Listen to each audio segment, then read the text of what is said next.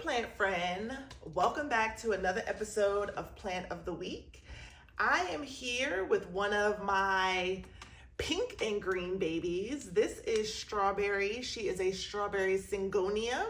Get into those leaves. I don't know if you can see it, but she has like pink splotches on her leaves, which I think are so pretty. And so she's like the perfect plant because I love things that are dainty and pretty and, you know, all of those things.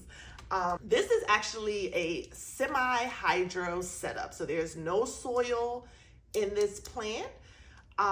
She has leca, a little bit of rocks on top, and then she has sand on the bottom, pink sand, as you can see. And I got her this way. I got her from Plant Deco here in Atlanta. So this plant is pretty easy to maintain. Once the sand gets dry, then I know, okay, I need to put in a little bit more water. And so I water it enough just to moisten the sand, but there's never like water pooled at the bottom because that can lead to root rot. I actually keep this plant in a north-facing window. And so north-facing windows really don't get any direct sunlight. North can get the ambient light. For example, when the sun, like around noon, when the sun is at its very highest point, I feel like almost all sides of my house get pretty good ambient light.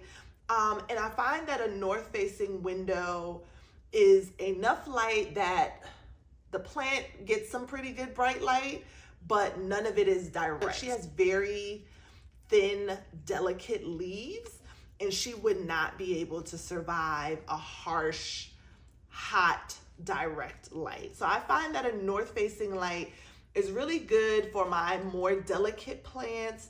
Also, my plants that don't require highlight, so things like pothos.